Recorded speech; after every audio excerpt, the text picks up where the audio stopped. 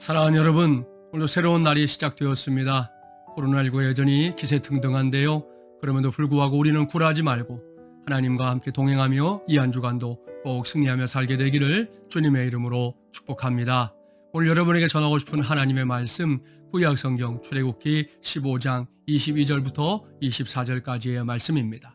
모세가 홍해에서 이스라엘을 인도하며 그들이 나와서 수르 광야로 들어가서 거기서 사흘 길을 걸었으나 물을 얻지 못하고 마라에 이르렀더니 그곳 물이 써서 마시지 못하겠으므로 그 이름을 마라라 하였더라. 백성이 모세에게 원망하여 이르되 우리가 무엇을 마실까 하매 기록하고 있습니다. 이 말씀 출애굽한 이스라엘 백성들이 마라라고 하는 곳에서 겪었던 어려움을 기록하고 있는데요. 오늘 우리가 이 말씀에서 주목해야 할 것은 시점입니다. 이 말씀 어떤 시점의 말씀입니까? 오늘 말씀 앞에도 홍해라고 하는 단어가 나오는데요. 바로 앞에 있는 출애굽기 14장은 홍해의 기적을 기록하고 있는 말씀입니다.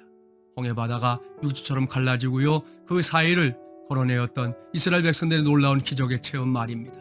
그 가운데 바로와 바로의 그 군대는 수장되고 말았는데요. 이렇게 놀라운 기적을 체험한 이스라엘 백성들 말씀을 보면 하나님을 마음껏 찬양합니다. 하나님께 감사하고 영광 돌리고 모두가 뛸 듯이 기뻐하는 그런 모습들을 분명히 볼 수가 있습니다. 그런데 오늘 말씀을 보니까 그로부터 사흘이 지난 뒤에 이들이 어떻게 변하였습니까? 이들이 하나님을 원망하는 것으로 변했다 기록하고 있습니다. 홍해에서 기적을 체험했지만 마라라고 하는 곳에서 마실 물을 찾지 못하게 되자 그들이 불평 원망을 일삼았다 하는 것인데요. 이것이 바로 어제 제가 여러분에게 말씀드렸던 감사의 한계입니다. 감사하긴 분명히 감사했었는데 그 감사했던 이유를 잊어버리는 망각하는 어리석음이 또 다른 감사의 한계를 만들고 있는 것이지요.